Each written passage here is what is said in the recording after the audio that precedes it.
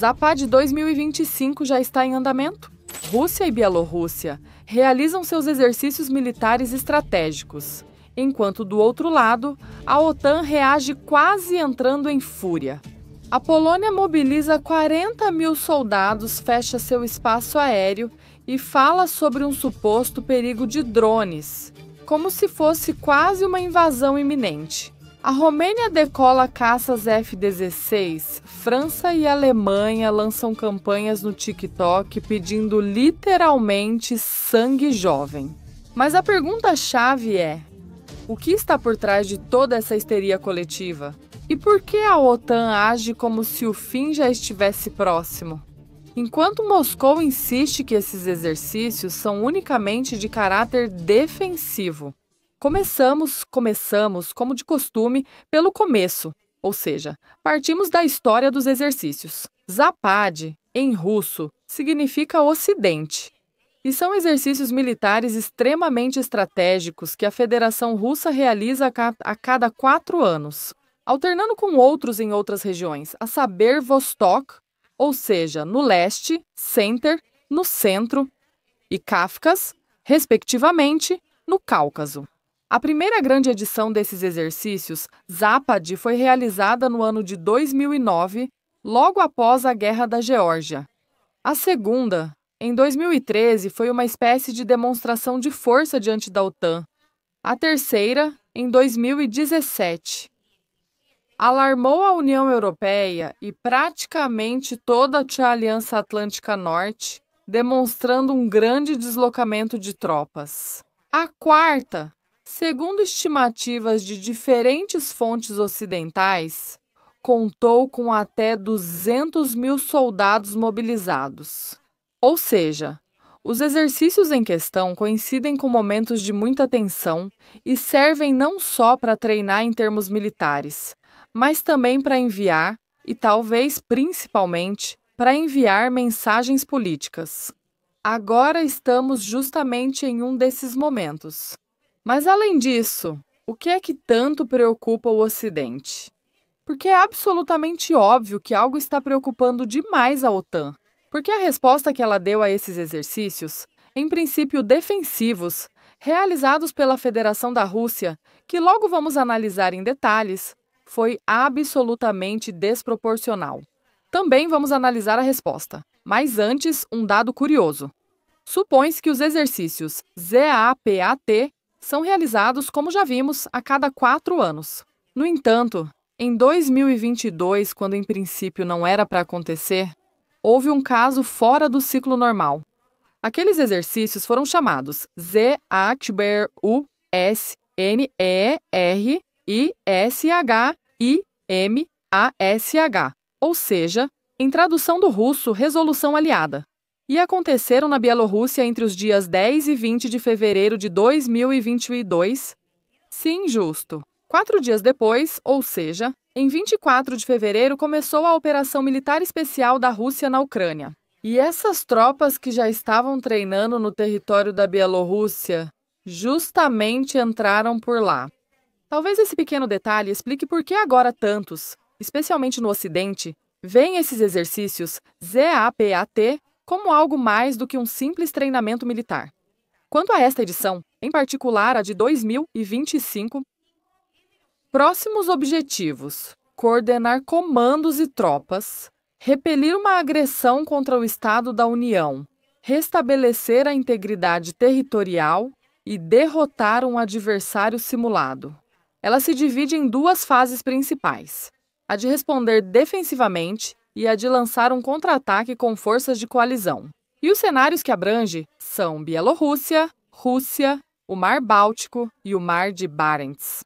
As seguintes forças participarão das operações Enclave: a Frota do Norte, destacando navios no Ártico, os Mi-35M em missões de ataque e apoio aéreo e os T-72B3M operando com drones. E o mais simbólico talvez sejam os mísseis Iskander-M, posicionados diretamente na fronteira com a Polônia, em Kaliningrado, e capazes de atingir esse país.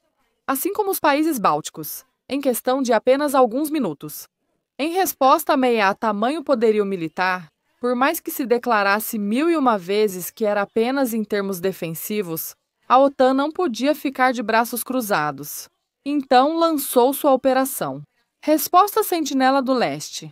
Agora vamos fazer uma comparação simples. Acontece que, em termos de soldados, os exercícios EAPAT 2025 contarão com a participação de cerca de 13 mil efetivos, enquanto a Operação Sentinela do Leste contará com nada mais, nada menos que 40 mil efetivos diretamente destacados na Polônia.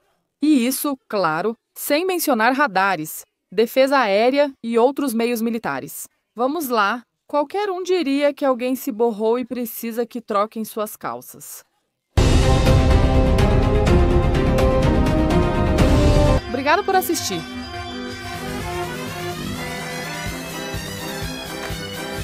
Tchau.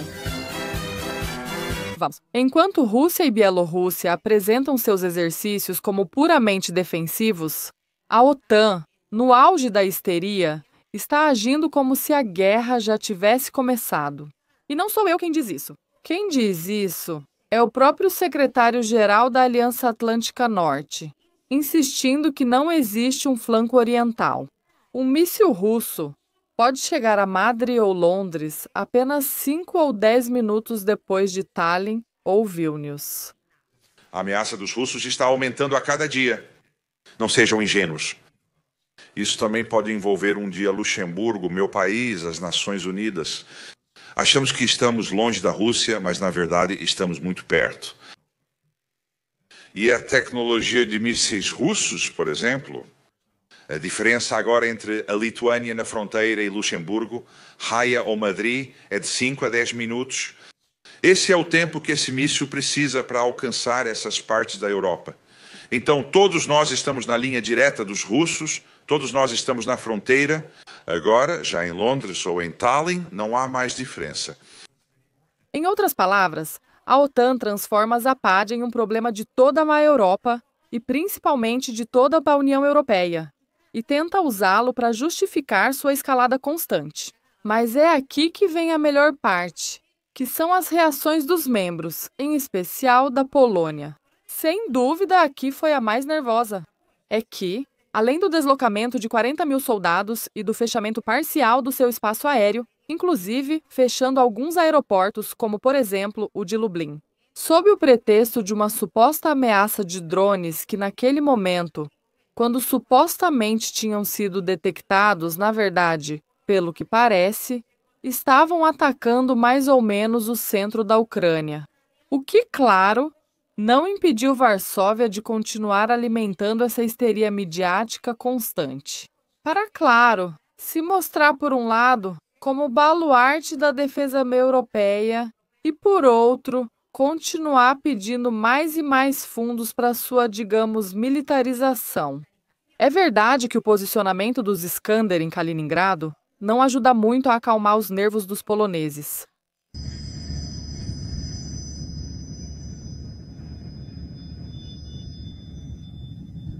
Enquanto isso, outro país que entrou nesse clima de pânico é a Romênia, que recentemente decolou seus caças F-16 para se proteger de uma suposta ameaça de outro drone russo. Aliás, esse drone apareceu nos radares e logo em seguida desapareceu deles, como num passe de mágica. Mas aqui, a lógica não importa nem um pouco. O que importa é manter a população em alerta constante.